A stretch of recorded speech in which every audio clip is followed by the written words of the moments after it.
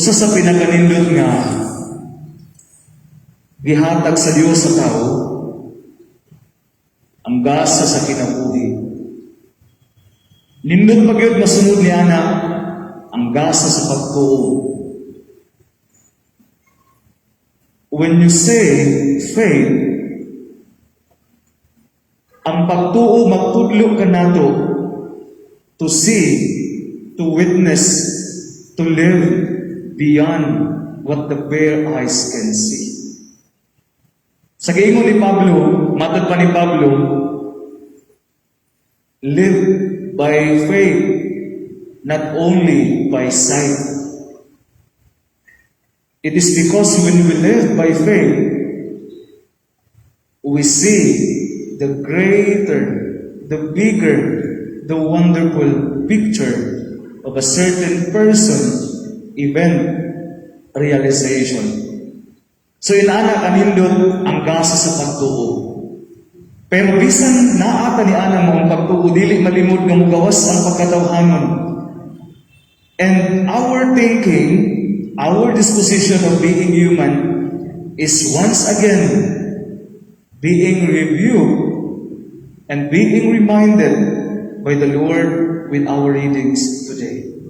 Ipahinumduman ta, diha sa ato ang mga tawhanong panghuna-huna, labi na gyud sa ato ang pagtratar sa atong isig kaingon. Kay lahi ang pamaagi sa pagtratar sa Dios. Manggitudluan ta nga tan-awo nato ang pagtratar sa matag usa, pinaagi sa pagtratar sa Dios, diha sa gasa sa pagtuo. Tulo ka pagbasa. Una, ang unang basahon sa libro sa Números, na-intriga si Josue, ngadto kang Moises, tungod kay nagpatapok sila og 72 ka mga tao, namili sila 72 ka mga tao, ngadto sa tulda, aliron sa arka sa kasabutan, kay ihatag ni Moises ang panalangin. Pero naunsang hitabua, nga naay duha nga wala nakaabot dito, pero ihatagan gihapon ni Moises sa maong panalangin. And they were Eldad and Meldad. So naintriga si Josue, kay kaning duha malipayon kay nga nagsangyo. Malipayon kayo nga nagpadayag kung kinsa si Yahweh sa ilang kinabuhi. And here comes Josue, so close-minded, nga ming-react siya, kay dili ni apil sa pundok, dili kay ingon nga dili ni apil sa pundok, wala man ni sila moadto sa tent, wala ni sila ming apil pagpatapok nimo, wala man ni sila dito, amot asa ni sila padulong, pero gitagaan gihapon nimo sa samang grasya. The first reading bewares us of the issue of close-mindedness. Diya sa ato ang matag-adlaw. Ang uban sa atong unang pagbasa, ang ato ang ebanghelyo. Kung naa si Joshua ming-react ang Moises, ang ato ang ebanghelyo si Juan ming-react ang Jesus. Naay tao nga nagsangyaw dito, pero wala siya nag-uban-uban nato. Gibuyag namo. Ayaw buyag ka Juan. Kay kung naghimo siya maayo, tuguti siya. Bisan wala siya sa itong pundok, naghimo siya maayo, sa akong ngalan, kauban gihapon nato siya or sila. Nakuratan si Juan, and we know John is the beloved disciple of the Lord. But John reacted bitterly sa mga tao malayo sa ilang pundok, outside the circle, pero nagsangyaw ni ato. And again, together with the first reading, naghisgot sa pagkasirado, sa paglantaw nga tawhanon, diha sa matag kauban, sa igsuon, diha sa usa ka sitwasyon sa kinabuhi, sa usa ka realidad.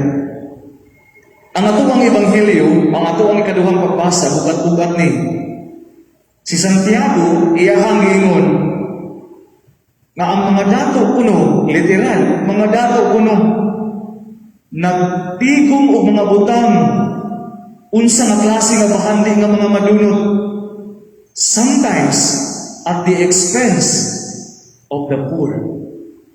at the expense of those who are under them, under their command, mubo sa ilahang estado sa kinabuhi. Usahay na ang kuan, mo nga natoy usa ka komentarista sa tuang nasod karon. Ingon sa nga kanidong pandemya sa tuang nasod sa tong pandemya karon. Ngano daw nga kana bang na-challenge daw ang ato ang resiliency. Na-challenge ang atong resiliency, and the gap between the rich and the poor is getting wider and wider. No? Mo na nga nakategorize karon na isa sa pinaka-pobre nga pag-respond sa COVID in Southeast Asia and in Asia at the whole. So in ana ka-challenging a survey abot unsa ka tinuod, pero naay ka matuuran nga pwedeng ipaabot. The gap between the rich and the poor is getting wider and wider. No? Mandiha sa tuang sitwasyon, sa tuang panahon sa pandemya. Mga igsoon, kining ato ang tulo ka pagbasa, nindot na bahin na pagpamalandong, o gipahinumdum ngita na unta sa matag higayon na matubang tagtao sa atong isig-kaingon. Loved ones, immediate family members, or layo na kanato, the challenge is to treat them, to see them, to hear them, not only by sight, not only by our hearing, but by the gift of our faith. Kaya usahay, basin kita maulawan, kay magtuuta nga, kita ang nakahibalo, mas magtuuta nga ikaw o kita ang duol, usahay, tanaw na to, kita ang mas importante, kita ang mas pilihon, kita ang mas kuyaw. Usahay, no? Naami worker sa o kaila, no? Di sa seminaryo. Naulaw siya sa iyang mga anak kay pagsugod sa sa klase na online na ang importansya sa social media, sa mga gadget. Maulaw siya sa iyang mga anak, mainsultuhan siya sa iyang mga anak kay wala man siya kanang computer literacy. O siya idea ani kanang dako siya sa bukid. Maulaw na siya sa iyang mga anak, insultuhon siya sa iyang anak kay o siya muhilak na siya sa hilong. Kaya mga anak daw grabe na makatubag sa iyaha. And that is an act of close-mindedness. One way to respond is to witness that gift of faith, seeing the person in the eyes of faith, and witnessing the beauty deep inside. Muni nga, bantayanan kaayo nga imbitasyon, kanatong tanan, nga usahay, dili ta parihag pagtuo, usahay mo tanaw ta sa lahi, nga panglantaw matanaw na to kita ang mas dako, kita ang mas kuyaw. Pero basin di ay naapay mas kuyaw nga pamalandong ni Ana.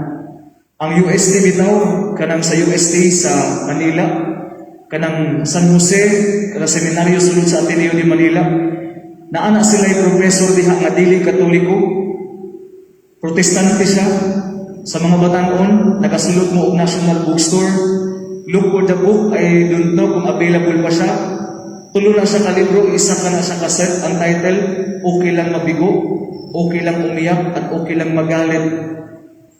Ang author ana si Rico Villanueva, dili siya katoliko, pero he is so accepted by the Jesuit priests and the Dominican fathers in the UST. In fact, nagatudlog siya sa seminaryo, tungod kay nakita nila nga bisan pastor siya, pero sound kayo ang iyahang theology. See, wala takabantay ni ana. Usahay, di takabantay, mag-insulto ta ang mga yanong mga tao nga magian nato. Pero basin pa di ay mas luyaw na sila pamalandong nato. The way ta mo treat ni ani mo mga tao, adi ta ani kay wala ni mga pels circle. Basin pa di ay mas luyaw na siya ug pwedeng ikapaambit. No? Labi na sa mga anak na naa dinhi, don't be close-minded sa inyong mga ginikanan. Diha sa ilang pagpaminaw, bisan di pag-abot sa prinsipyo, pero posible na ay wisdom ang mga ginikanan na posibleng dili pa nyo matukad, pero pwede nyo magunitan sa umaabot ng mga ugma sa kinabuhi. See, our faith today, as a gift, let us use that gift of faith to treat each one equally, beautifully. Nagkadaiya ang kasa sa Diyos na gihatag sa matag usa.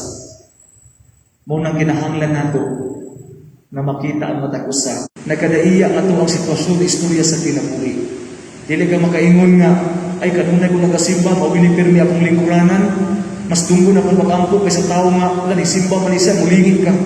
Nagsimba man siya nga nagsaon ka man imong simba magukom na ka. Wa di ka kabalo mas lalong pa siya pagtuo kaysa sa imo.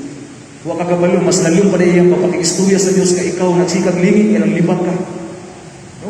Lailahi ang dwelling nato. Diya sa tuang kaugalingon. Diya sa tuang pagtuo at tubangan sa Dios. Busa niining maong Domingo pagkanindot sa mga pagpamalandong. Again, to end, let us use the gift of faith. Nagihatag sa Diyos ka nato. Aron kita makatabang, makagiyak, maka-appreciate,